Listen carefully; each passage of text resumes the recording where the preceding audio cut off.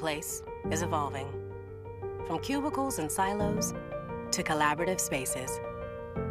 From rigid hierarchy to more flexibility, openness, and inclusion. From individual achievement to teamwork and shared success. But as the demands of the workplace evolve, so must our efforts to meet them.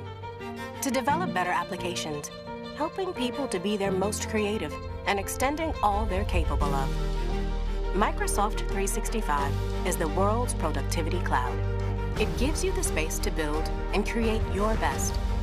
With AI that anticipates needs, simplifies tasks, and allows you to focus on what matters. You are the key to building the future of work, where every person in every organization is empowered to achieve more. Let's build it together. Good morning. Please welcome Executive Vice President, Experiences and Devices, Microsoft, Rajesh Jha. Welcome. I'm Rajesh Jha, and I lead Windows Office and our devices, platform, and browser teams. I'm humbled by that responsibility and also the opportunity to be here today and share with you the work we've been doing. Earlier this morning, Satya talked about Microsoft 365 as the world's productivity cloud. That aspiration is core to our belief. The aspiration to build experiences that transcend applications, that transcend even Windows and Office, and to help individuals and organizations do more, achieve more. Now, if you're here today to learn more about Office and Windows, you're still in the right place. Microsoft 365 has been a journey for us, and we invite you to come on this journey with us today. And I want to give you an update on our progress. It is our intention with the Microsoft 365 platform to enable developers to be more effective, more efficient, and more innovative, no matter what framework you use, no matter what layer of the stack you work on. But first, I want to go back 30 years. Mark Weiser, he was a visionary, a computer scientist, CTO, at Xerox PARC in Palo Alto. In 1988, Mark conceptualized the notion of ubiquitous computing, the idea that computing was going to be pervasive in our lives. In 1991, he wrote this article in Scientific American about the computer of the 21st century. Now, Mark talks about great technology disappearing, in service of people they serve today. Let's come to today.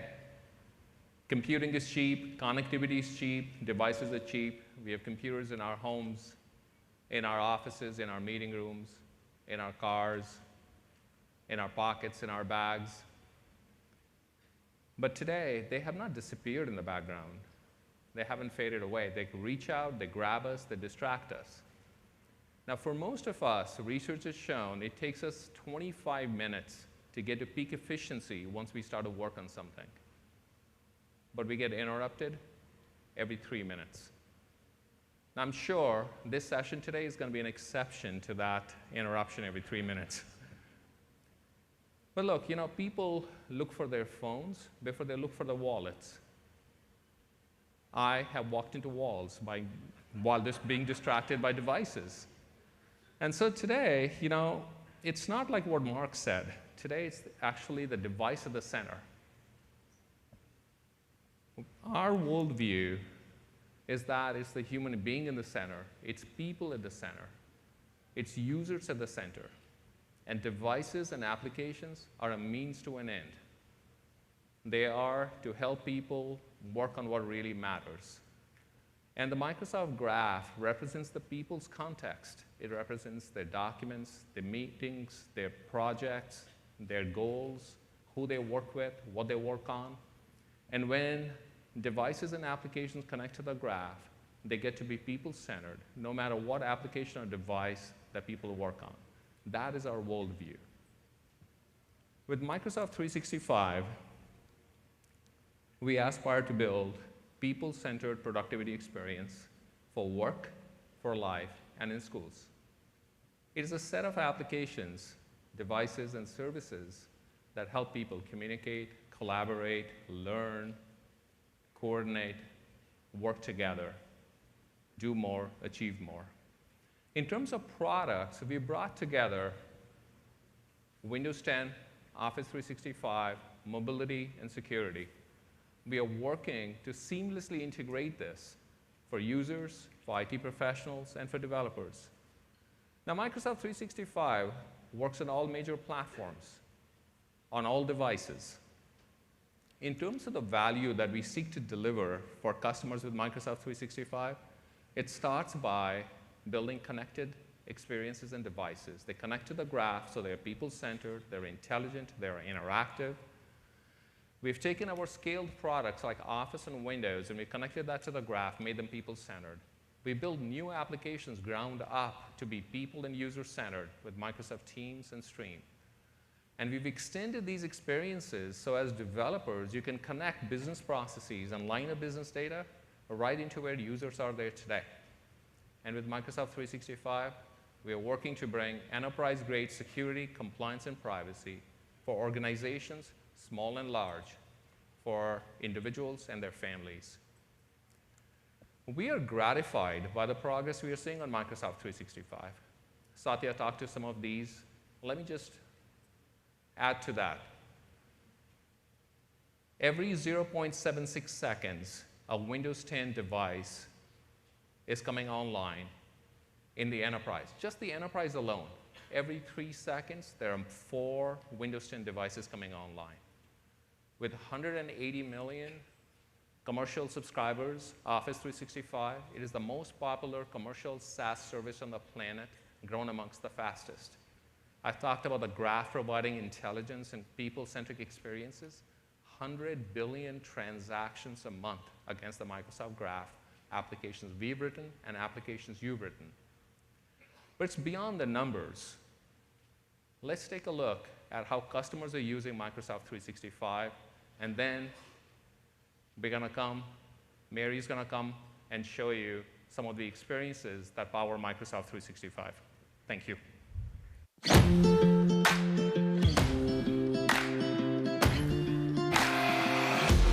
You can have a vision, but you need a team to deliver. Without that, we get a beautiful sculpture that doesn't go anywhere.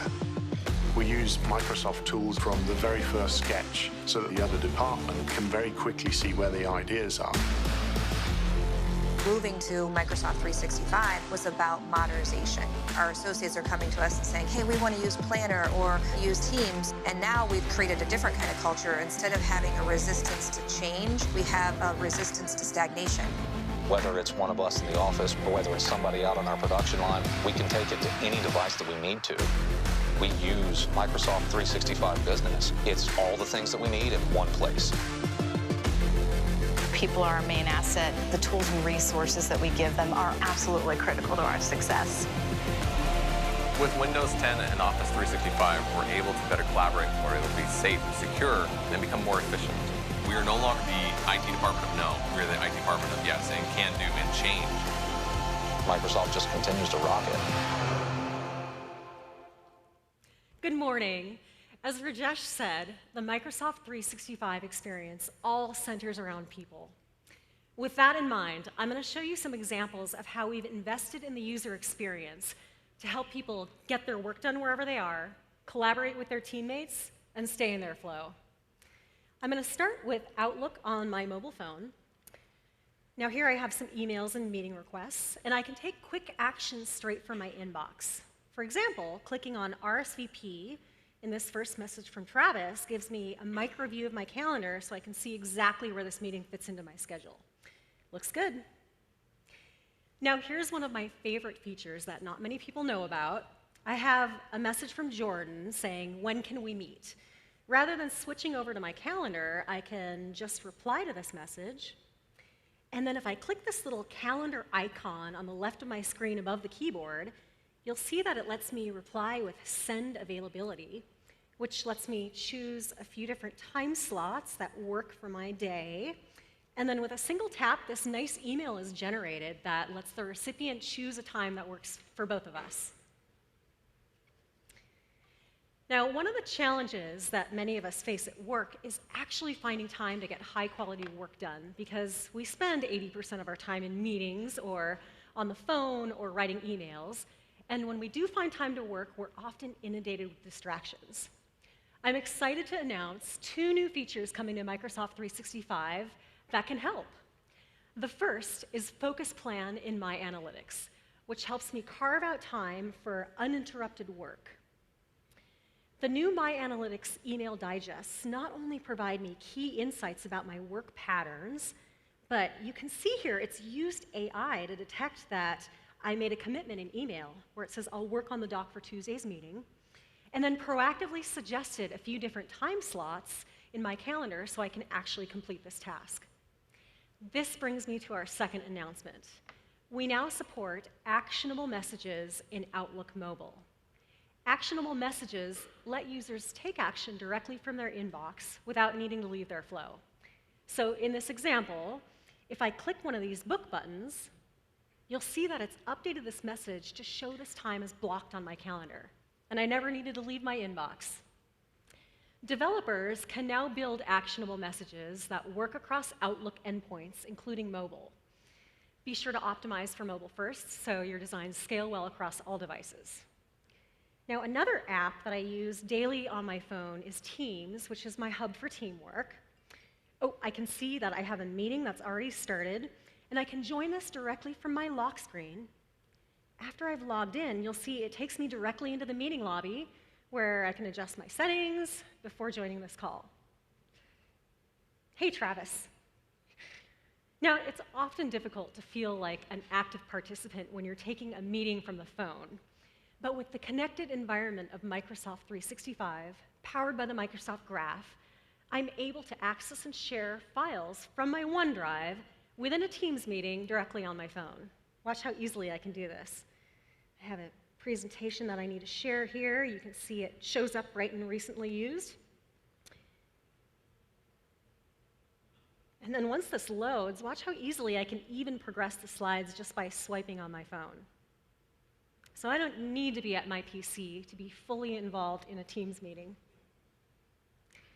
But now I do want to move over to my Windows PC because this is where I spend the majority of my time when I really need to focus on more complex or involved work. We've been listening to your feedback, and we understand that interruptions and clutter don't help with that focus. So I'll share a few subtle improvements that we've made that make Windows more effortless. First, you'll notice we've refreshed it with a new light theme. The Start menu has a sleek one-column design with fewer and more relevant tiles by default. And I'm happy to show you that now all editions of Windows allow you to pause updates for 7 days at a time, up to 35 days, so you can manage updates on your own time. And maybe you don't want it to update in the middle of a presentation, so I'm going to just go ahead and pause that. Now, another thing that you might relate to is when you're right in the middle of something, I mean, you're really in your zone, and then all of a sudden you're interrupted by a notification. I'm happy to show you that we now have the ability to manage notifications directly from the pop-up itself, making it even easier to avoid disruptions to your flow. Now, speaking of not wanting to be interrupted, earlier in Outlook, I scheduled focus time, and now that time has begun. If I switch over to Teams, you can see that it's updated my status to Focus, which is a mode for Do Not Disturb, so I can work uninterrupted. Only urgent notifications or those from contacts that have priority access during my focus time will pop up. So let's get productive. I have a proposal that I need to create for a work project, and I'm going to start with some online research. Now, I'm using the next version of Microsoft Edge, which is built on Chromium open source. This is my new tab page that, since I'm signed in with my corporate credentials, I have access to my recently used files and documents, as well as corporate resources. But I'm going to switch over to this tab to share with you a new feature that we announced this morning. Collections is the brand new feature that we're previewing today that allows you to collect, organize, export, and share content from the web easily. Now here, if I open Collections, you'll see that I've already started a few different projects, and I'm going to open the one that I'm working on for my work proposal. Now, I've already collected some information already, but I want to copy over an image. Watch how easily I can just drag and drop this into my collection. There it is. And then, as you saw earlier, the really cool thing about Collections is what you can do after you're done gathering all the content. So up here, I can export it, send it as email, or export to Excel or Word. I'm going to export to Word and show you once again how Edge creates this clean, fully formatted document that even includes citations. This is just very cool, right?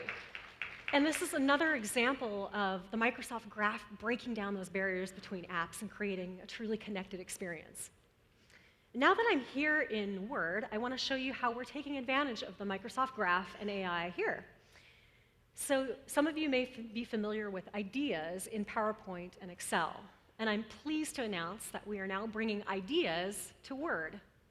Let me show you a couple examples of what it can do. So I'll, of course, start by clicking on Ideas.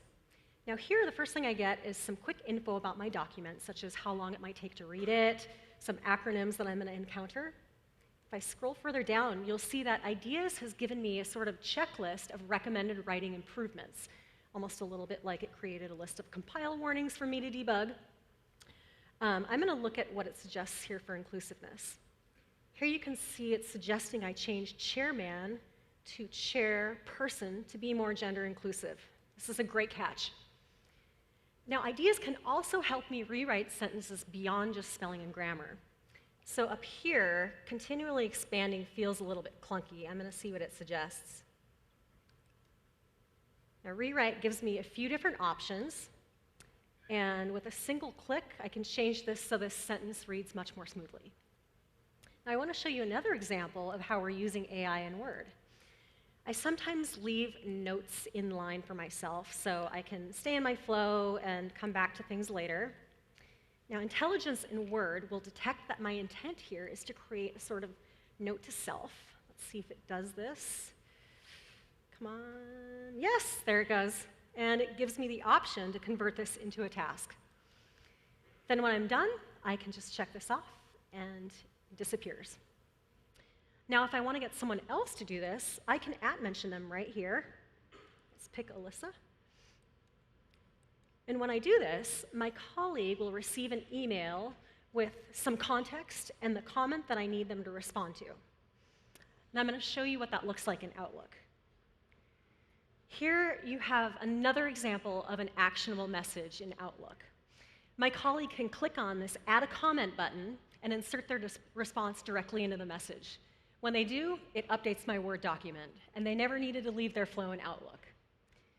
The most important thing to take away here is that Microsoft 365 is a people-centric experience. These were just a few examples of how we're innovating and using technology like the Microsoft Graph to help people get their work done wherever they are, collaborate with their teammates, and stay in their flow. We're so excited about what this technology can do for our users and about what it can do for you. Now I'll hand you back to Rajesh. Thank you, Mary. Thank you. So now let's take a look at the platform that underlies these set of experiences and how you can build these AI-driven experiences, people-centric experiences in your own applications. Now, I know that over the years, we've had multiple frameworks, multiple technologies, lots of changes, but we have clarity on the Microsoft 365 platform, and I'm excited to share that with you today. As we spend the next hour going deep into the platform, there are 4 things I'd like you to keep in mind. The first, the Microsoft 365 platform is optimized for developers.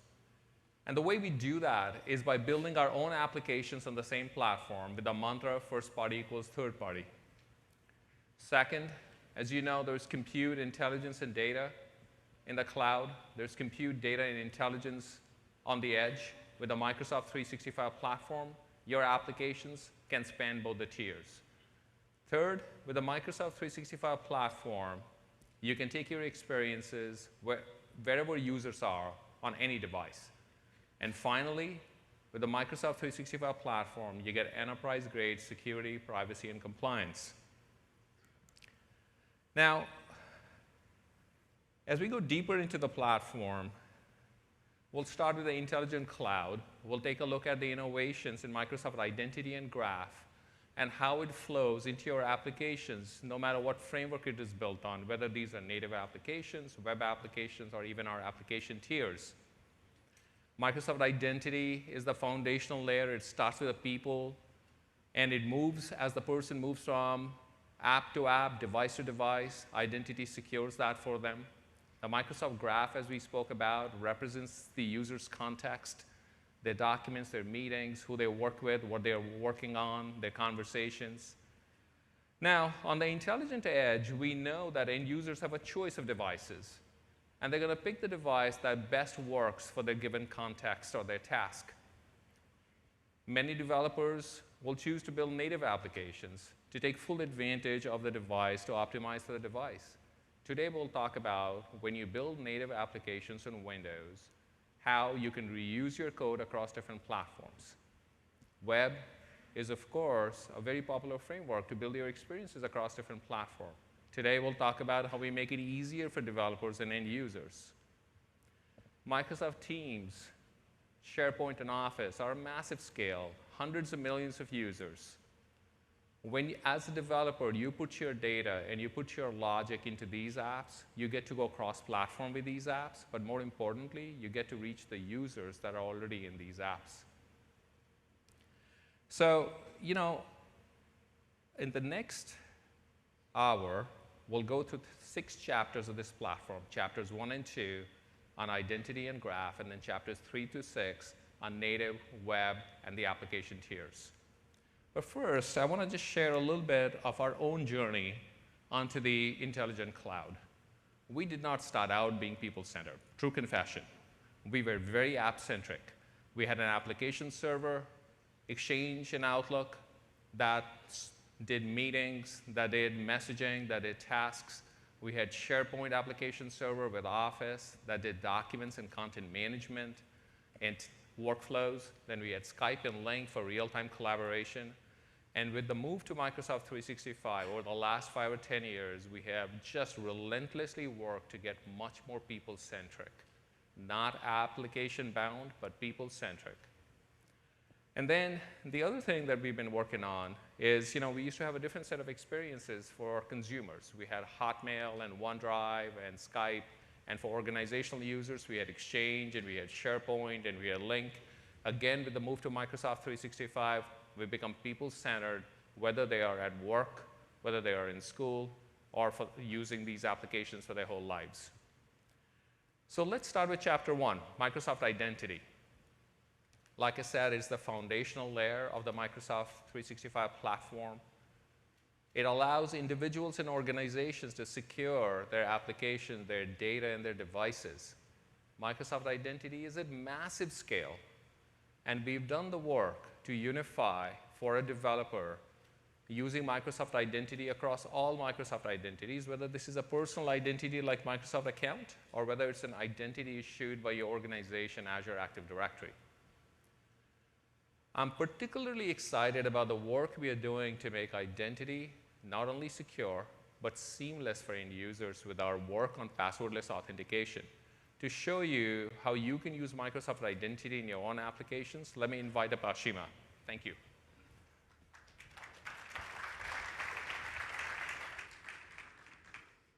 Hi, everybody. My name is Ashima Narula, and I don't know about you, but I have way too many passwords. Passwords are a high cost for the help desk and the weak link in majority of data breaches. 81% of breaches are due to poor passwords. At Microsoft, we're on a mission to rid the world of passwords using a variety of technologies like Windows Hello, Microsoft Authenticator app, and FIDO2 security keys. In fact, let's look at a few of our passwordless experiences as they're available today and see how you, as a developer, can benefit from those with little to no work. I hope you will join us on our journey to rid the world of passwords. I'll sign into my machine using my personal Microsoft account. Windows Hello just authenticated me without a password. Now, let's look at this sample application that I have built using the Microsoft Identity Quick Starts. Yay, I'm automatically signed in. This is the best possible end-user sign-in experience.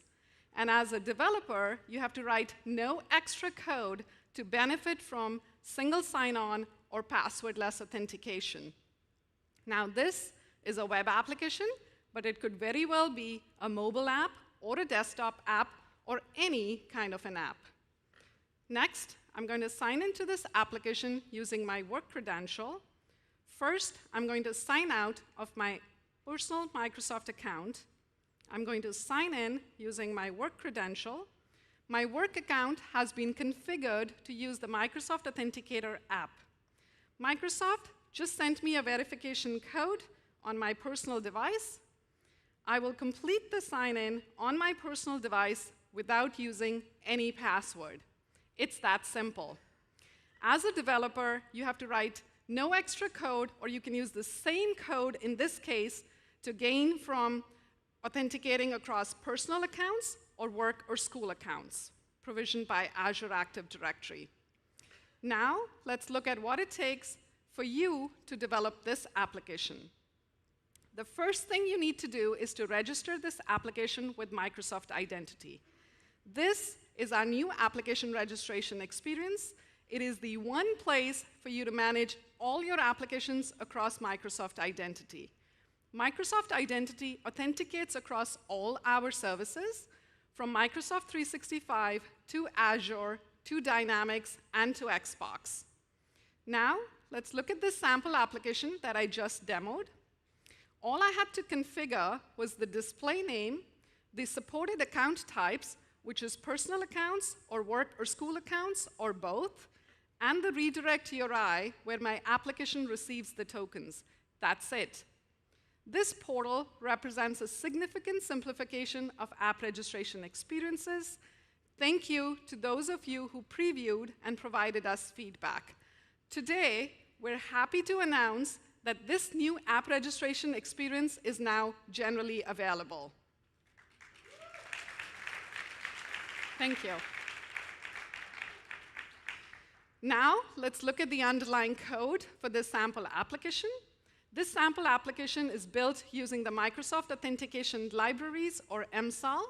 Let's look at what it takes to sign in using MSAL. First, you configure the MSAL library. Then you instantiate user agent application, and you call login pop-up. At this point, an end user is signed in. To call an API, you call the acquire token function for the corresponding API scopes. MSAL takes care of acquiring, caching, refreshing, and managing the tokens for you. Visual Studio 2019.1, which I'm using here, is using MSAL.net to gain single sign-on across the Visual Studio tools. The Authenticator app that I was using earlier is using MSAL. Thousands of third-party applications are in production using the MSAL libraries. Today, we're equally excited to announce that MSAL.net and MSAL.js are now generally available.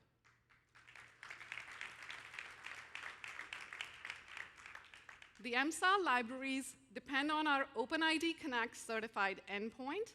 Partners like Apple are using this endpoint for their upcoming release of iOS and macOS. Apple has significantly streamlined end-user experiences for Microsoft identities on Apple devices and reduced developer complexity and support costs. My team and I are super excited about all the innovations in the unified identity stack. When you use our identities, you gain built-in benefits like advanced security, passwordless authentication, and the capability for your application to comply with conditional access policies set by IT. Your application is also eligible to be discovered on the Office 365 App Gallery, on the Office 365 App Launcher, and within Microsoft Search on office.com. We are honored that there are over 1 million active third-party applications using our identities. With the generally available release of the app registration experience, the release of the MSAL libraries, and the OpenID Connect certification of our endpoint, we're pleased to say we've made it even easier for you to securely sign in over 1 billion users. I would like to personally invite all of you to develop your next application using our unified Microsoft Identity Stack and help us rid the world of passwords. Thank you. Thank you, Ashima. OK, so let's move to Chapter 2. We talked about Microsoft Identities. Chapter 1, let's talk about Microsoft Graph. As we discussed earlier, the Microsoft Graph has all the relevant productivity schemas for users and organizations. And today, with Microsoft 365, it is one of the most comprehensive graphs of organizational signals on the planet. But the graph exists to serve users more contextual, more relevant, more intelligent experiences. But the users and organizations are always in control of their data with Microsoft Graph. In terms of how, as a developer, you would build on the Microsoft Graph, we built high-fidelity REST APIs and webhooks that you can call into the graph. You can fetch the right data, annotate your business objects and your experiences, and build intelligence, people-centric applications. We've also, today we'll talk about a second way to build these kind of intelligent interactive applications with the Microsoft Graph. You can take your data and you can put that into the graph. And when you embed your data into the Microsoft Graph, your data, your logic gets to participate in our first-party experiences, whether these be Office or Microsoft Teams or even the Windows shell with notifications and the timeline. Today, we'll also talk about a third way that you can build applications on Microsoft Graph. These are analytics, insights application. You take the data in the Microsoft Graph, you take the data in your application, move that to Azure Data Lake, use an AI ML tool chain of your preference, and then drive the insights for customers. The customers control the compliance and the security boundary on the data. The Microsoft Graph, though, is more than just data. We have a rich set of services on Microsoft Graph, and Satya talked about some of these today. Mary showed you Microsoft Adaptive Cards. The best way to think about Adaptive Cards is it's a standard UI on custom data that can be hosted on a bunch of different canvases. We host it in our canvases. You can host it on your canvas. We'll talk more about Microsoft Search in a bit. But it is, again, going back to the people centricity, helping people find information across any application data in first party or third party.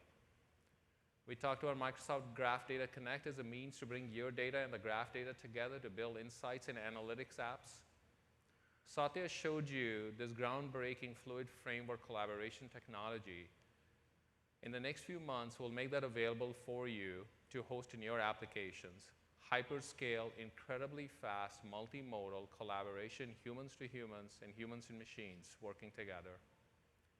Azure Cognitive Services, industry-leading vision, speech, language understanding that you could use inside of your applications. We start to use a lot of these inside of Microsoft Office, these Azure Cognitive Services. Let's also take a look on Bot Framework. Satya talked about the world being a multi-agent world. Customers, developers, they want to build their own virtual assistants that understand their unique data, that understand their unique business logic, have a conversational interface, intelligent and interactive. With the Microsoft Bot Framework, we now have a solution accelerator that lets you build these virtual assistants. You can easily extend these virtual assistants with custom skills using Visual Studio. These skills can tie back into the Microsoft Graph. And customers all over the world are starting to build their own virtual assistants using the Bot Framework. Sometimes they want to talk to their employees through this virtual assistant. Sometimes they want to talk to their customers. So as you can see, the Microsoft Graph is about providing intelligence and people centricity. We have data, rich schemas, and we have services. to show you the art of possible with Microsoft Graph and how you can use this inside of your applications. Let me invite up Jeremy. Thank you, Rajesh. How many times a day do you Alt-Tab out of Word to jump to another application to try and get the information? Right? Imagine if you could stay inside of Word to get right at that information. Today I'm going to show you how you can get Microsoft information into your apps, and then I'll show you how you can get your data into our Microsoft apps. Now, Ashima demoed earlier how easy it was to authenticate with both a consumer account and an organizational account. With the Microsoft Graph, with both those accounts, I can call the REST APIs and get access to people's calendar, tasks, files, and much more, all obviously with the consent of either the user or the organization. Now, let me show you how easy it is to add Graph-powered services to this existing Microsoft app. I have Visual Studio Code here on the left-hand side, and with one simple line of code, I can add a new web component to the page. This will show me frequent contacts, which is actually calling the People API. You can see if I hover over the names, I'll also get the names of all those people too. Now, these web components can be used not just in Vue like I'm using here, but they can also be used in things like React, Angular, or whatever new framework comes open in the next few years that will support this. Now, we know that you will want to customize these templates. So we provide a baseline template here that just renders those photos. But again, we have the ability through these templates to just add some simple lines of code where you can see here I'm going to show the display name, the job title, and the department.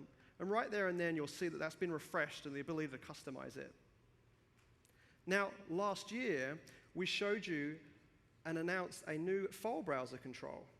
And in that file browsing control, it's something we actually use internally within OneDrive and SharePoint. Now, the benefit of this for you as a developer is that you can drag and drop those files directly into your app. And under the cover, that's uploading that into OneDrive. Now, this gives you the benefits of file previews. It gives you the benefits of things like co-authoring support and a trusted security model. Now, if I just expand this, what we've shown you today is something new. It's called the Microsoft Graph Toolkit. I'm really pleased to announce the public preview of this on GitHub today. Now, this toolkit includes a few components which you saw in that sample app. We have an agenda control, that signing control, which actually is using the MSAL libraries under the covers, as well as a people, person, and tasks API. I'm really looking forward to seeing what you contribute back to this web components library, as well as seeing what templates you use in your own sample apps that you'll share with the community. Now, there are many other really awesome ways to use the Microsoft Graph. If I switch over to Outlook here, I love showing this example of SurveyMonkey. They built a feedback system that uses the People API to suggest colleagues that you can ask feedback from. The People API takes into account things like who I collaborate with over mail, who I spend the most time co-authoring documents with, and who I spend the most time in meetings with. SurveyMonkey actually sends a mail to me as an actionable message. And the nice thing about that being an actionable message is that right there from Outlook, I can come in here and decide I want to get feedback from Megan and Ling and click request. Now, as someone who is being asked for feedback, if I jump over to my iPhone here, you'll see that inside of Outlook Mobile, if I open this message, this is also sending an actionable message. And you can see here that Amy is requesting that feedback. Now, right here again, I can respond and answer those questions. And immediately, I've given that feedback into the system. Now, as Mary mentioned, Outlook Mobile now supports actionable messages in general availability, which is going to be really good for developers to keep people in their flow. Now, I'd like to switch gears a little and talk about the future and the next steps of Microsoft Graph. So far, I've shown you how you can integrate key organizational data, like files and contacts, into your own apps. But now I want to show you how you can get your data into our Microsoft apps. In the coming months, you'll soon be able to take advantage of connectors to include your own external files and user-defined types, all powered by the Microsoft Graph. The Microsoft Graph connectors unlock some really amazing scenarios, so I'd like to show you a few things we're working on. Now, I'm sure you're all familiar with this OneDrive and SharePoint screen here, and you're using this on a day-to-day basis. But the Hawkeyes among you might actually notice that we're not just showing those OneDrive and SharePoint files. You can see here I'm actually servicing an on-premises file here from a media file server. And then below that, I'm actually showing a non-file in a search experience, and this is a user-defined type. In this instance, it's from a partner called ServiceNow that has a service ticketing system. They've taken advantage of adaptive cards. So when the user expands an adaptive card, they'll see things such as when the ticket was open, who the ticket is owned by, and any graphics that you wish to show to make that more useful to the user. They can also take advantage of actions as part of adaptive cards, so that user can change the status of that ticket or even close that ticket without leaving that search experience. Now, this same Microsoft search experience is available elsewhere. I love the latest build of Windows 10, where if I click the Windows key, I immediately see my search results when I type in queries. And you can see here that I'm showing those user-defined types in this experience as well. This can easily be added to other experiences like Office. So right from the top here in the top pane, you'll be able to do that same query result. And because we're in Word, we'll show just the file context first. But if I click See More, you'll see that those same user-defined types will show up on that right-hand side. Here I can link to that service ticket or even reuse some of the content straight from that with one click. Now, Microsoft Search is also available inside of Bing. And so side by side with SharePoint and Files, you'll be able to see those same service tickets all in line with those internet results around that particular query string. The great thing about your data being connected to our apps is that it's not just going to show up in search experiences. If you're anything like me, you're forever trying to find people in the organization, whether it's job title or where they are in the org chart or what building they're in. And I often go and look to see what files people are working on. Now, if I click and look at those files on the right-hand side, what you'll actually see is that we are showing those same on-premises connected files inside of that experience, all powered by the Microsoft Graph. This gives users the ability to see all of their files across all of the different services they're connected to without leaving that experience. Now, my favorite place to show these connected services is inside of Word. Mary showed earlier how easy it is to add inline actions inside of the Word canvas. The cool thing for you is that as a developer, you can train and expand the Word canvas to understand more intent. So for instance, if I went in as a user and added add known issues from ServiceNow, the Word canvas can be trained to understand and then suggest results to come up. And in this case, with one single click, I can add that service ticket straight into my Word document. This unlocks so many potentials from those connectors. Now, we will be announcing a private preview of Microsoft Graph connectors in the summer, and we're really looking forward to seeing what amazing things you do with this extensibility story. All of this is powered by the Microsoft Graph. Now, we also know that developers want to use data to build insights, and we understand how important Microsoft 365 data is to that insight. So rather than you go directly against our REST API and bring all of that data into your application to do that insight, we thought we'd make it easier for you. We've built a pipeline that connects graph data and moves it into Azure, all while staying within the compliance and governance boundaries of your customers. We call this pipeline Microsoft Graph Data Connect. Let's roll the video to see how our customers are using this today. Talentsoft is the European leader of cloud-based talent management and learning software. We are working with Joe, designing an entire new way to recruit and manage highly creative individuals. It's fully based on Microsoft technology. Dior is one of the most recognized luxury brands in the world. The fashion industry moves so quickly, we need to be very agile so that we can really lead the change in the fashion business. My biggest challenge is to nurture creative individuals and to help them work together as a team. Microsoft Graph Data Connect allows us to get data at scale and to identify skills and collaboration patterns across employees within an organization. We are going to use AI machine learning plus data from Microsoft Graph Data Connect to build new teams. Technology and fashion are two different universes. When we bring them together, it's very exciting. The future for me is to leverage all those data from Microsoft Graph to create even more opportunities for Joe. Thanks to Microsoft, this technology is going to help foster collaboration, discovering talents, and support the work of this iconic brand. The future at Dior is exciting for me because we have the ability to continue to develop all these talented people working with so much passion for Dior.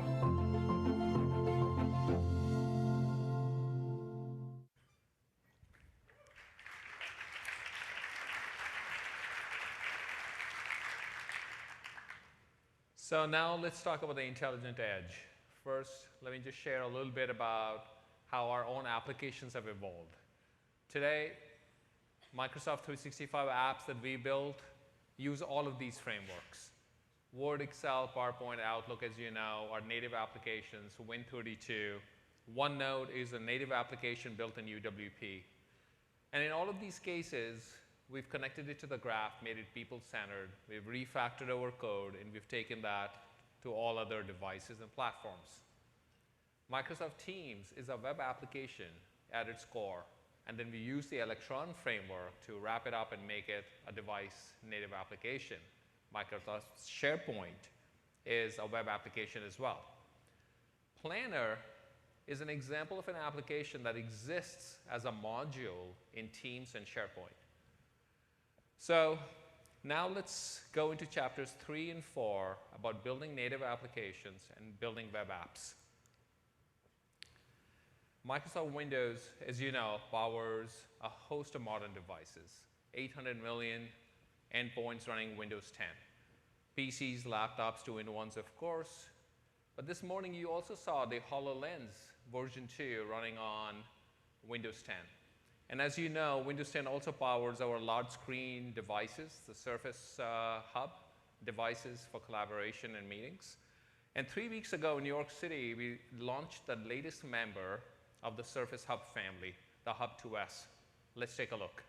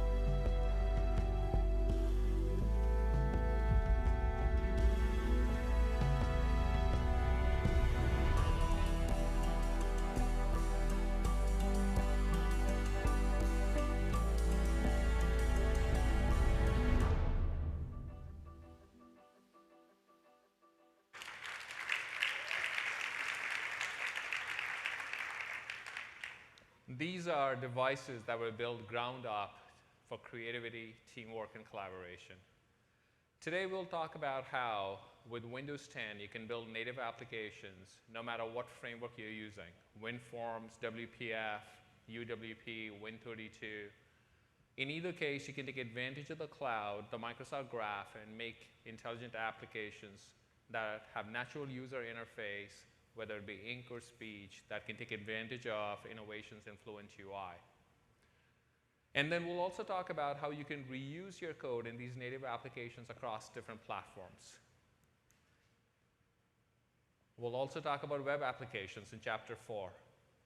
The new version of Microsoft Edge, as you know, is based on the Chromium open source project. It now has broad compatibility with the web. With its ability to run IE and ActiveX controls natively in a tab, it has broad compatibility with the enterprise applications. Microsoft Edge will run on all versions of Windows, Mac, iOS, and Android. It is now the browser for all your needs. Today we'll talk about how we're going to make it easy to build web standards-based web applications on the new Microsoft Edge. And then we are investing to make the web better for everybody. We are making changes back to the Chromium open source project. Any browser, any framework like Electron that depends on it gets better. Now to show you how you can build rich applications on both Windows and web, I'm going to invite up Kevin. Thank you.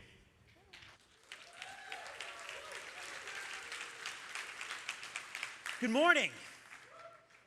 When you put people at the center of the experience, it frees you to dream about the most optimal experiences for your employees or customers. So for any given task, you can choose the right device with the right capabilities. To support this, the Microsoft 365 platform delivers a rich set of frameworks and tools so you can be productive when building these modern experiences.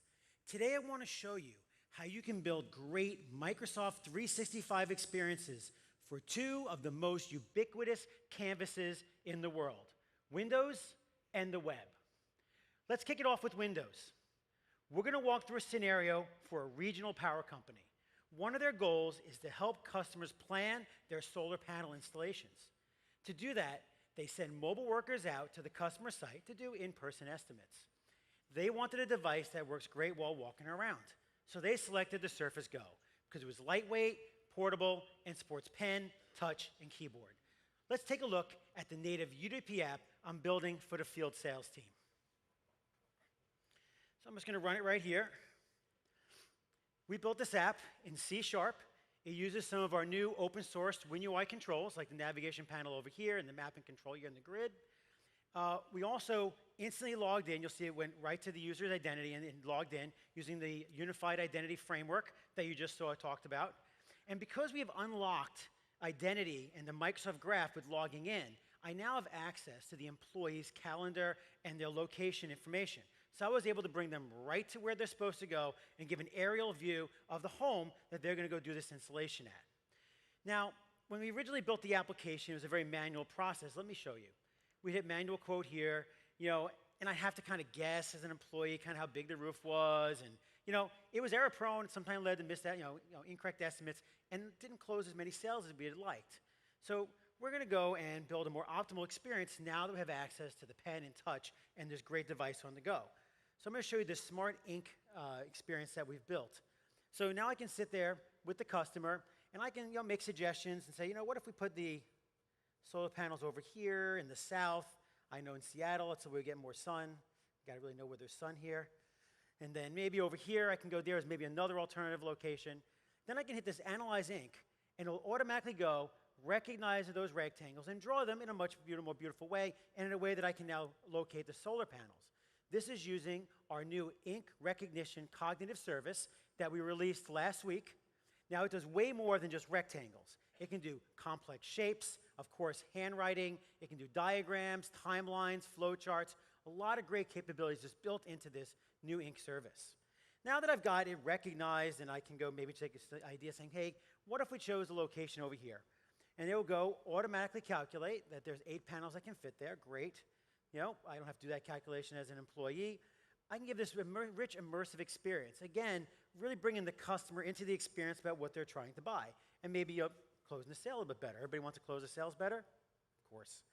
And then I can maybe go here, hit product information, talk about the efficiency and all those types of things. So really a much more delightful application, a delightful experience for the customer. But how hard was it to build? Let's hop over here to Visual Studio and look at some of the code I had to write to enhance and add that new experience. Now, before I get started, I want to point out that the mapping control and the Ink Canvas control that I used to show the map and the drawing, all of that was free. I just used the stock controls, and all of that rich interactive experience of drawing was done. And who here? You guys like free code? Of course, we all like free code. Yeah. No, anything I don't have to write. But unfortunately, we do have to write some of this code here to call the ink recognizer service. But I'll show you, it's not a lot of code, and it's pretty easy to write. So what I'm doing here when I press the Analyze button is I pass in that ink canvas that I used. From there, I just grab the strokes, one call. I need to package it up into a JSON format, because I'm going to make a REST API call. And then here, I make the call, very simple call here, and what I get back is the recognized 2 rectangles, and then I draw them, and I'm done. Few lines of code, and I get that great immersive experience. Now, Microsoft Office also uses this same ink recognizer cognitive service. This means it works at scale, and it also works cross-platform. And I'm happy to announce that our first partner to utilize the ink recognizer cognitive service is Wacom, a leader in digital pens. Great. They're updating their popular Inkspace app with some new features, such as semantic understanding of ink content. Now, back at the main office, the office staff communicate with these field agents when they're ordering the parts, and they prefer to look at the same product description page to avoid mistakes. This workflow is mission critical, and we need to update the app in an incremental and non-intrusive way. Now, sometimes I hear these apps referred to as legacy, but the reality is it's active code that we just need to modernize responsibly. Let me show you how you can do this with XAML Islands for any existing Windows app, whether it's WPF, WinForms, or native Win32. So the page I'm talking about is that last page I was on here when it showed the part, because many times the part's out of stock, or maybe they want a replacement, and they want to make sure they're ordering it correctly. So there's the page we wanted to reuse inside of our WPF app. So I've just launched the WPF app here, and again, you'll see the product page here that we're going to share, because I've already done the work to host it in the XAML Island. Now, the one thing to note is in this app, the text is much more dense, because it's built really for a mouse and a keyboard, for productivity workers looking at many products. And to make it look more in line with the dense UI, I'm just turning on one attribute in the XAML for the WPF app, and then it'll automatically keep the same layout but give me that condensed look, much more like you'd expect inside of this application. So let me show you now the code we used, the code we had to write in order to reuse this UI. Now, before I show you the code inside the WPF app, we did have to do a little bit of refactoring. For any control that I want to share between a UWP app and a WPF app, I need to put it in a separate library that links into both. Pretty straightforward. So I've created this controls library for all of those shared controls, and the one I'm using is data entry view. So I did that factoring from the UWP app into the controls library. Then I go over here to my XAML, and all I need to do is add this new XAML host, Windows XAML host is the name of the control, pointed at the control that I want to load, that's a UWP control, and we automatically wire the two together, and done. One line of XAML, I'm able to reuse that entire UI. And I'm happy to announce that XAML Islands 1.0 will be available in the Windows 10 May update. I'm going to move on and talk about a few more capabilities that I want to add to the application. Now, another team created this simple cross-platform phone app, which helps the field agents manage their schedules. The field agents have asked me to update the Surface Go app so they can access their schedule without needing to pull out their phones. Because the phone team's skill set was based in JavaScript, they decided to use React Native. In a nutshell, React Native is a popular solution for mobile developers that prefer a web-like development environment to create native cross-platform apps. In the same way that Xamarin and Xamarin Forms is a popular solution for developers that prefer C#, and it could easily have been built in either. I'm excited to announce that we teamed up with the Facebook and React Native community to deliver a new, high-performance version of React Native for Windows. Partnering with us are Citrix, Plex, Axie, and EPAM. Let me show you how easy it is to integrate this phone UI into our UWP app using this new React Native implementation. So I'm going to go over here. Actually, let me show you the UI for it first and show you exactly what I wanted to integrate in. So here I have my calendar tab, and I just pop over here, And on the right-hand side here is actually XAML that I had, but I wanted to reuse this UI. I made it green specifically so you could see it, but the reality is I probably would have kept it white just like the phone app. But the main reason is it is literally fluidly integrated in because the controls rendering it are exactly the same controls that I would have used from XAML. I just instantiated them from JavaScript versus from C#. But the UI is fluid and smooth and exactly what I would expect. So how hard was it? Let's go look at the code. So here I've done something similar that I did with XAML Islands, where I have a control that then points to the UI that I wanted to reuse. In this case, it's called a React control, and I do all the wiring of it in this loaded event. So there it is. I laid it out. I sized it, made sure it fit in the right place. And then over here, when I want to wire it up, what I end up doing in the load event is I set up a few parameters. If I want live reload, it lets me reload it dynamically, or I can set up debugging. But the real key here are two attributes: the bundle name and the component name. The bundle name is a way of bundling up a set of React Native control or components, and then I can reuse those components in different aspects of the UI. So let me hop over and show you what we need to do in the React Native project itself. Well, the reality is nothing. It was exactly the same controls, exactly the same code. All I need to do is pull out down here the component name that I called DayView, and I reused the file name as the bundle name. So there you go. Wired it all together, simply use, and get all that reuse of that React Native code. I've highlighted just a few of the key improvements coming to Windows for developers. Many more coming as well. But next, I want to talk to you about Microsoft Edge and the web. Fundamentally, the web is about consistency and reach. So the next version of Microsoft Edge will work across all versions of Windows down to Windows 7. It will update frequently, and of course, we will bring it cross-platform to Mac, Android, and iOS. Now, enterprises have unique needs beyond just the fundamentals of the web. Let's take a look at a common scenario. So here, I have a website this is a standards-based website running in the next version of Microsoft Edge. It runs great.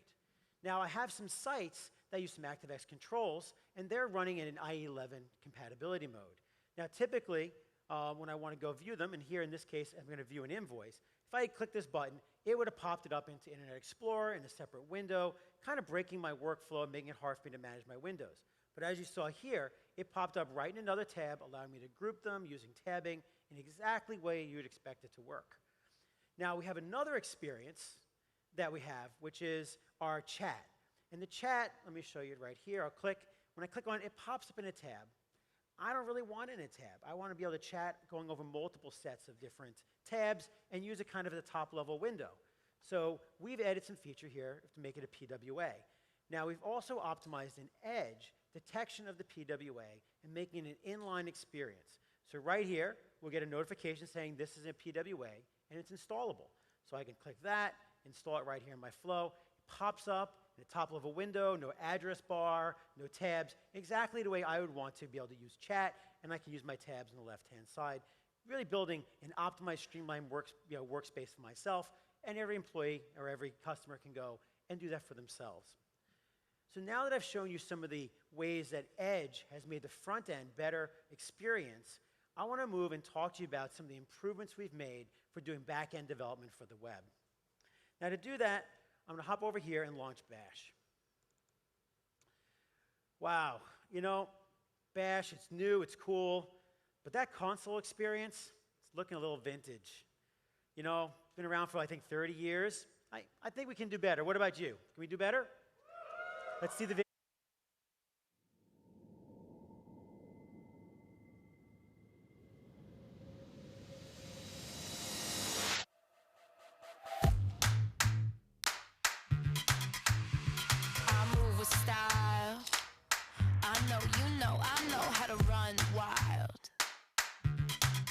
Taking over the spotlight. I'm on a roll, ready for the show now. It's go time. Watch what I do. Watch what I do. I see you looking. Watch what I do. Oh my, my. Oh my, my. Watch what I do.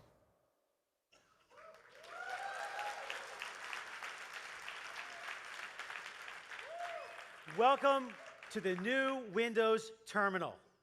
Let me walk you around some of the UI features that we've added here and all the great enhancements. So first off, tabs. We give you a rich set of tabs built with our WinUI library. It allows you to pull them off, create multiple sets of windows. We've also added the ability to host multiple shells and theme them however you would choose. So for example, here I have PowerShell, and I chose to have a nice fluent blue to it. Here's CMT in a nice fluent black, and of course here Ubuntu that I can have with a nice purple. You can choose your themes, group them by tabs, however you choose, completely customizable. We've also added this new shortcut feature, so you can get to your shell of choice, whatever you use the most, quickly and easily. Here I can go quickly launch Ubuntu, create another tab, I can delete it, and easily manage my workspace. We're also going to add a capability for extensions, and allowing developers to truly go and customize the full experience, much like we do in VS Code or web extensions, allowing a marketplace for developers to share with each other and really build great experiences. And last but not least, we've added full Unicode support. This means that East Asian fonts render correctly.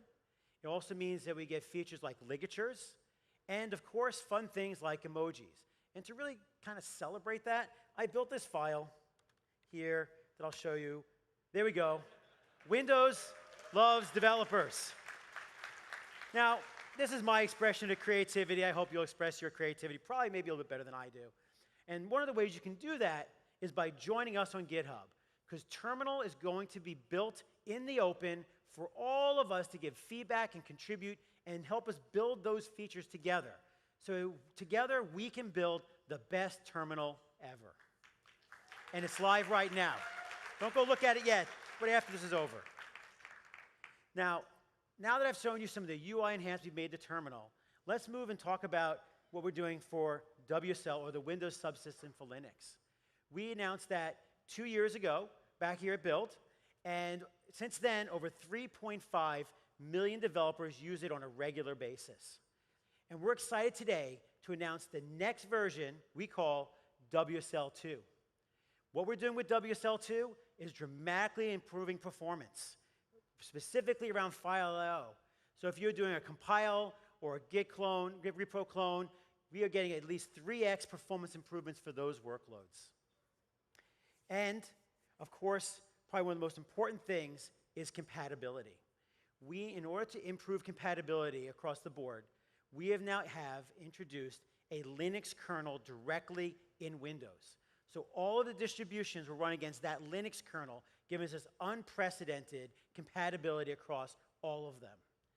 Now, one of the workloads that we've had a lot of feedback that every developer wants to start using in WSL, mainly so they can be as close to production as possible, is Docker. And I'm excited to announce that we now have native Docker support with no need for a VM. Pretty cool. What this means is faster startup times, better memory usage, and it truly can be as close to production as possible when testing your environment. Let me show you what I mean. I'm going to launch VS Code here. And what this is doing is I'm running it from the Ubuntu distribution right here with all the installation and the extensions that I've installed in this exact shell. And then it's going to pop up the UI, and the UI is actually running in Windows in NT, just like you'd normally expect. But the way you know it's kind of running against that instance is it's using a feature we call VS Code Remote, and down here in the corner, it indicates that it's debugging WSL directly from in this distribution. So what this means is if I want to do Debian or SUSE, I can launch it from in one of those, and I'll be debugging from inside of that environment versus inside of the Windows environment. Now, this also gives me the ability to kind of fully do an end-to-end web development stack debugging and workflow. So I'm going to go and organize this in the way that I like. I like to put VS Code on the right. I'm going to launch my web page here and go and show you it here in my debugging. This is launching against, I didn't hit F5. Yeah, that always happens. Let's hit F5. There we go. Kind of proves to you it's not running against the web. It's running directly against this instance here. So when I click here, it pops it up, shows it on the right-hand side. So here I'll go and I'll move this to my left. And then I can do F12, and I'll be able to show the new Edge development tools. So here I have running as close to production as possible. My debugger, my front end, and even my front end debugging, having a great end-to-end full stack development experience. So let me recap both Windows and the web. I've shown you how easy it is on Windows to incrementally adopt new features like Microsoft Graph, Cognitive Services, XAML Islands, and React Native for Windows. For the web, with the new Microsoft Edge and the hot new terminal, and WSL2 with native Docker support, you have everything you need. Thank you. Back to you, Rajesh. Thank you, Kevin. So let's move on to chapter 5 and talk about Microsoft Teams. As you know, businesses are transforming, and decision-making just seems to keep getting faster and faster. Teams are distributed. They use disjoint tools. And so there's this need to build a tool that's collaboration first. And that's what Microsoft Teams is, built ground up with collaboration in mind. And we are gratified by the momentum we are seeing on Microsoft Teams. It is the fastest growing application in Microsoft history. 181 different markets, over 500,000 businesses, more than 9 out of 10 Fortune 100s are using Microsoft Teams today.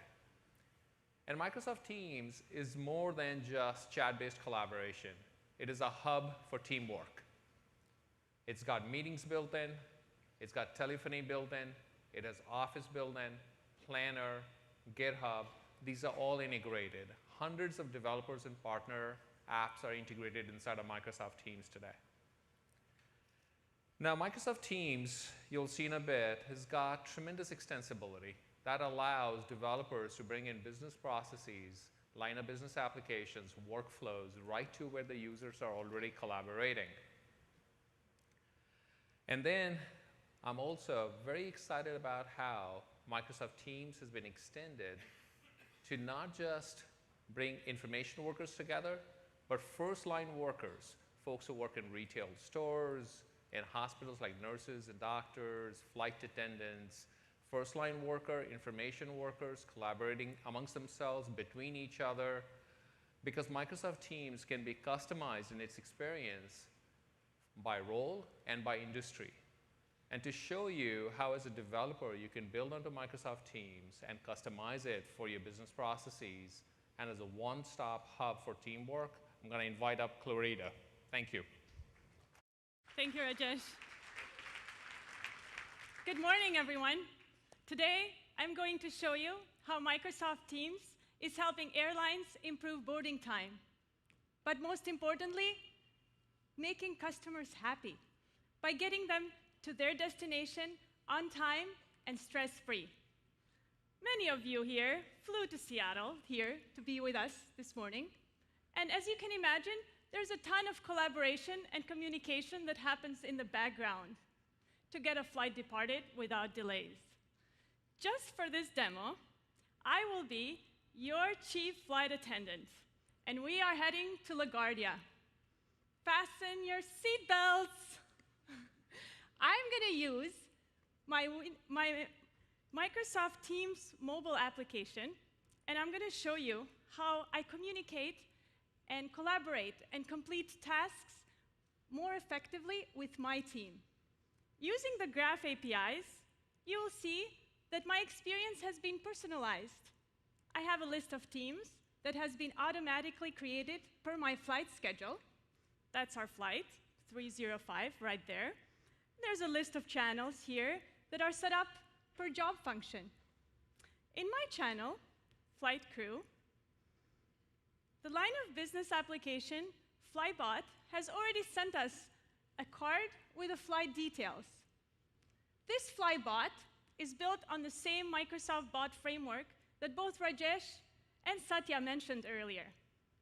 It leverages the adaptive cards, and it also connects to the airline's backend services. In addition to the flight information, I also have access to a set of channel tabs. You'll see here the flight plan, my flight roster. This is an Excel tab. There's a passenger experience checklist. which is built by one of our partners, Trello. And there's a lot of other information that I'm going to need for my flight. These tabs are a great way to bring all relevant content into a single place. They can be driven by an Office experience, such as Excel, Word, Planner, a SharePoint web part, a line of business application, a Power App, or a partner web application. Everything that I need to do my job is at my fingertips. Isn't that awesome? Thank you. So in addition to having this information accessible, I also need up-to-date flight status. So let's look at this notification. Flybot informs everyone in the channel that the incoming aircraft is delayed. We have less than 38 minutes to get this flight ready. Now, even less time with this delay, so this is going to be a tight time frame. Let me send a note to my team. We'll have to get the cabin done faster. Being able to get these updates in real time and communicate decisions to my crew in the same context is how Teams enables us to take actions instantly and improve outcomes. It's now time for boarding, so Flybot is sending us updates on the boarding status. You see here, I can see details about how many passengers have boarded and any other special accommodations. I have quick access to key actions that I'm going to need later to prep the flight. Now, one critical area that the flight attendants need to keep track of is overhead bin capacity. As soon as space starts to run out, passengers waiting to board will need to check bags at the gate. Now today, I would have to check how much bin space is left, run to the back of the plane where the phone is, and call the gate crew to let them know. I would have to do this multiple times. Now let me show you how I can do this easily in Teams. I tap on bins, action, enter how many remaining bags I have, say 6. 6 sounds good. I check all luggage at the gate, hit submit.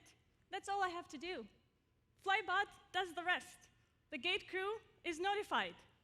With Teams, I was able to do it in a transparent and effective way. Now, another common reason for delays is managing 2 people booked for the same seat. I'm sure you've noticed this. Today, this involves some type of seat shuffling, coordination between the onboard flight attendants and the gate crew. Now, let me show you how I can do this with Teams. One of the key actions from the card is that I can reach out to the supervisor to ask for a quick clarification. With a push of a button, I can start a one-on-one chat. Say double booked.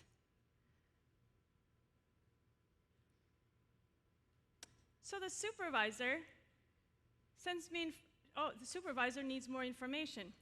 So what I can do is take a quick photo. I have a boarding pass right here. Let's see, we're heading to LaGuardia. And sent. Now the supervisor is in the background doing her magic, and she already gives me a new seat assignment. This is awesome. Further delays are all avoided, and it's so cool, right? Thank you. Now, a key part of Teams is fostering an open and inclusive culture. I want to send kudos to my supervisor for quickly resolving the issue. And I can do that right in here, in this experience. I will use message extensions, which are another application capability that allows me to share rich cards with my team members. These can be powered by a line of business application or a partner application. Let me show you how one of our partners, Disco, has built this experience. I choose Disco, choose a leadership value, and voila. That's it. Pretty cool and easy and simple, right? I love how Teams allowed me to use all the applications and services that I need to get my work done, while at the same time, I stayed in touch with my team. I just showed you the mobile experience. But as you know, Teams works across platforms, on the web, iOS, Android, Windows. I'm going to head over to my laptop and show you the Windows experience. You see here, I have the same setup for Teams and channels as I had on my mobile. IT admins can also now customize Teams for their end users by pinning partner and line of business applications such as Poly, ADP, Lucidchart, right here in my app bar. This is a new feature. I am happy to announce new application policies that are available in the product today.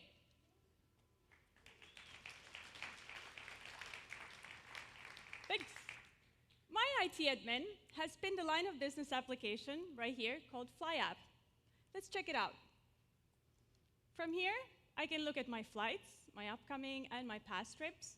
I can look at my layover services. There's some training videos that I can look at, and also binge on company news and any announcements. This experience is based on open standards, so it can be adapted to meet any needs, and then be brought into Teams very easily.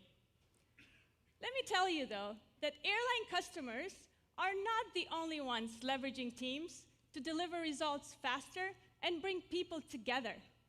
We are working with customers across industries and job functions to bring a similar digital transformation using Teams.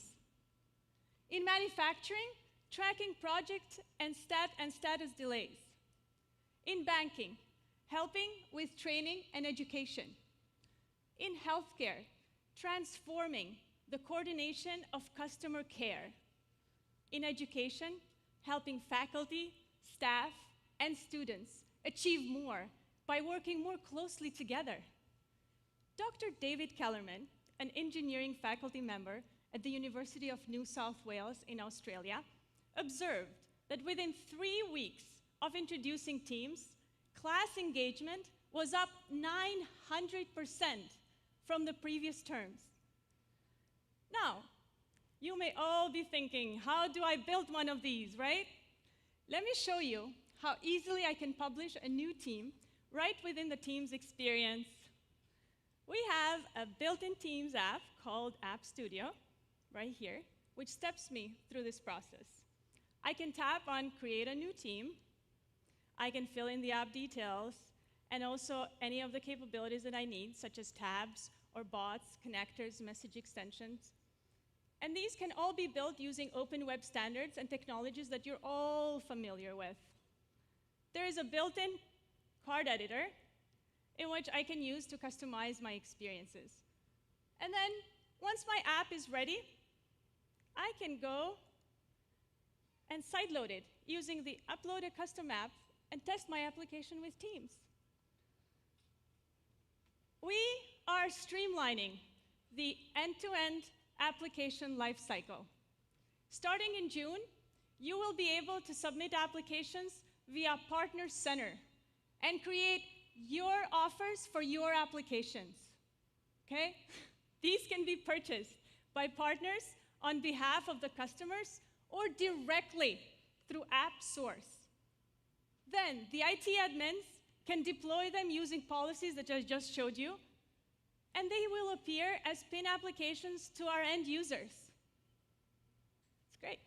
Another key feedback that we heard from our customers is the need to have visibility into the application security, data handling, and compliance practices.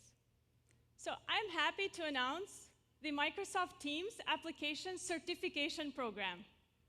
Today, we are launching a pilot, our very first step towards this direction. The program is going to streamline the process of gathering and reviewing application information. We are already seeing great early feedback from our launch partners and customers on this program. Everything that I showed you is available today. Thank you. And I want to tell you that applications in Teams are as core as applications are in Windows. I invite you to bring your apps to Microsoft Teams so we can together amplify rapid decision-making and drive cultural change. Thank you. Over the past year, we've seen our user base in Teams triple. When the people do things differently in a new place, like it's just a perfect storm of innovating. We've seen companies deploy Talla on Microsoft Teams that have 20, 25, 30 times ROI back on their investment in the first year. Like, it's crazy. The Teams platform is the fastest that I've ever integrated with. Once we got into the Teams system and started looking at the capabilities of it, it was easy to say, this is where we need to be building a lot of our stuff. There was a lot that Microsoft Teams has done with their platform that made it super easy for us. It didn't do some of the things that frustrated us most about other platforms, and it had things that we wished that we had had in other platforms. When these two products meet together, it seems to be a very natural decision. We have thousands of users already using this integration. We have over 2,000 domains. We definitely saw a great demand from our end users. Microsoft Teams is spreading like wildfire. You're more productive, your customer is happier and gets a better experience, and it's all happening because of Microsoft Teams. Thank you, Florida. So we've talked about identity, graph, building on Windows, web, and Teams. We're on the home stretch now. Let's talk about building on Office and SharePoint. These apps, they reach hundreds of millions of users. SharePoint is the home in Microsoft 365 for documents and content. And it's now performant and responsive with the new web technologies based on SharePoint framework. As a developer, you can easily extend SharePoint now using these web technologies. We're also excited that in SharePoint, you can bring together Power Apps and Flow and use business processes, use Power Apps and Flow, use SharePoint document libraries and lists, the rich capabilities there, and bring these business processes right to where people are, because SharePoint can now also be hosted inside of Microsoft Teams. Office has always been extensible. Now, with the web-based extensibility in Office, your extensions will get to run on Windows, on Mac, on the web. In addition to extending the UI in Office, today we'll also talk about how you can extend the logic in Office using JavaScript. To show you how, as a developer, you can build on the capabilities in Office and SharePoint, I want to invite up Wei. Welcome. Thanks, Rajesh. Hello, everyone. I'm so excited to be here today to talk to you all about Office and SharePoint. A key part of SharePoint are its pages, the face of intranets, department sites, and team sites everywhere. We've been on a journey to help you create beautiful, engaging sites using a wide array of controls and components. Here, you can see web parts that link to Yammer, Stream, and Microsoft search-based feeds. This site has been customized with company logos and colors, and it's responsive to any viewport. So it works great on a mobile device and in the SharePoint mobile app. Before, a site like this might have taken weeks or even months to develop, but now, using out-of-the-box web parts, it can be created in just hours. We know that your pages are personal to you and your team. Everyone's needs are different, and so sometimes you'll need to deeply customize your experience. In fact, for the rest of my time, I'm going to show you how this is done at a retail store. With SharePoint Framework, I was able to extend these pages. Here, I've built a web part that connects to our supply chain and delivery system and integrated it into our page. Let me show you the code behind this. SharePoint Framework provides a tool chain that makes it easy to take my script, debug it locally using integrated tools, and then package and deploy to SharePoint. Now, this web part was written using the React framework, but you can develop using a number of frameworks like Angular, Vue.js, Knockout, and more. I can even use React templates to build my web part. So that means all the power of React is available to customize your sites. We've also recently announced you can host your SharePoint framework customizations in Microsoft Teams as a tab. And here you can see that the same web part I showed earlier is now hosted in a tab for my sales team. I didn't have to write any additional code to make this work, which is great. Now, SharePoint also hosts document content, which is critical to how organizations run. This content is stored in lists that are powerful and flexible. At our store, we're preparing for the change of season, so it's time to update all of our retail store displays, which means we need to get rid of those skis and bring in those surfboards, bikes, and puffy vests. Now, getting our displays right is critical, so we're using a list to track the work of updating these displays in time. Notice we have custom columns showing whether a display has the required elements. So at a glance, I can see if any of the major items are missing from the stores. These new list visuals can be created with simple script customizations, and I can reorder and rearrange them to fluidly work with the data. Now, I want this season's launch to be as easy as possible. So I'm going to build a process using Microsoft Flow, which is deeply integrated into Microsoft 365. I want to be able to ask my team to take pictures of their store displays and upload them to SharePoint using the SharePoint mobile app. When that happens, I'll want a workflow to kick off. Here, you can see that I've created a flow that as the pictures are uploaded, they'll be routed to Azure Cognitive Services, where I've trained a model to look for the required elements, like bikes. Flow will then take those results and update my status list, which I think is really awesome. SharePoint lists serve as the hub for document and content processes, and coupled with a rich set of graph APIs and great integrations with Flow and Power Apps, you can use them as ingredients in your Microsoft 365 applications. I use lists a lot with my team, and they're a big time saver for me. Now, preparing for our summer launch also requires me to track some budgeting. So naturally, I'm going to do that in Excel. Because Excel supports web-based add-ins, our store can easily integrate Excel calculations with our Oracle Enterprise Performance Management Cloud, utilizing Oracle's Smart View add-in, which you can see here in the Ribbon tab. Now, this add-in allows me to directly access and analyze data, all while using familiar tools. But there's a new addition. We can integrate this Oracle data directly in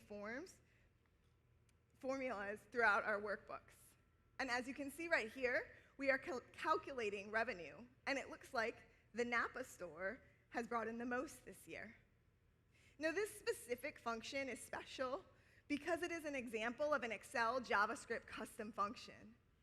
Excel custom functions let developers create their own functions that extend the soul of Excel, allowing organizations to calculate or retrieve data right in their workbooks. I'm pleased to announce Excel custom functions are generally available as of right now.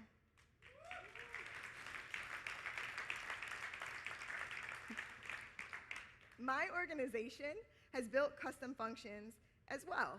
And so I'm going to switch over to this store feedback tab, which is showing you a table of all of the customer input we've received over the past month, along with the relevant purchase information. Now, I want to see if there's any correlation between the purchase information and the feedback that we're seeing. So in order to do that, I'm going to use our customer happiness function, which calls an ML-powered service to perform sentiment analysis. So, looking at this briefly, I can see here that the Napa pop-up store has all positive interactions, which may be why they had the highest revenue for the year. I wonder what they're doing differently. Anyway, to me, what's great about this custom function is that there's no need to mess around with separate installs. This solution can be auto-deployed to my organization by IT. And once deployed, anyone on the team can use these custom functions alongside the rich tools of Excel to analyze their results. Now, before I wrap up, I want to jump into VS Code to show you how easy it was to do this. Here you can see that we've made our request to Azure Cognitive Services, and then we take the data that we receive and put that into Excel. Now, today I've had the opportunity to show you how our retail store was able to make all of our tools more engaging with SharePoint, to help streamline our workflows via lists and flow, and provide deep analysis to connected data in Excel. Like the rest of Microsoft 365, you can use web technologies to extend and build these experiences seamlessly and host them wherever work is getting done. Thank you.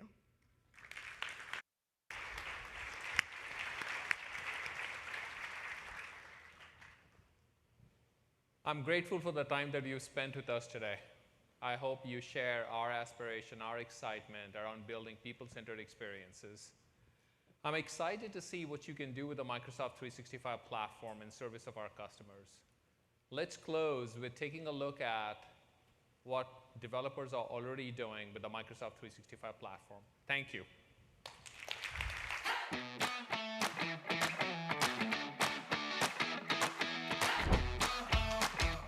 We're excited to build integrations that fit into our customers' existing workflows. Getting data and insights is automated. This empowers customers to take action in real time. Together, we integrated ServiceNow approvals directly into Outlook messages. And this is just one example of how we're taking work experiences and modernizing them. We leverage the Graph API, Azure AD, and the Add-in platform to build Adobe Sign integrations. One of our customers has seen that the approval process, which normally takes up to 2 weeks with 20+ signers, is now reduced to only a few hours. Windows has great natural user interface capabilities like pen and touch. This enables us to deliver on our promise of improved productivity. We quickly saw the advantage and the potential of Teams and the Power Platform. So by automating document processing, we can speed up all paper-based processes that we have. Before the app, registration process could take 2 weeks. Now we managed to reduce the time to less than 40 minutes. It's getting really exciting.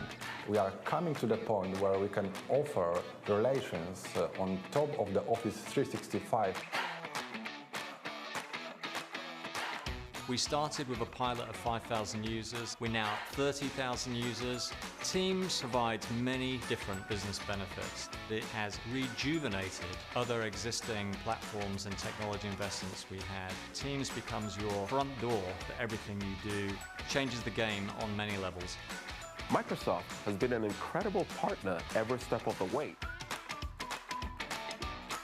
We have so many plans for the bot and the possibilities are endless.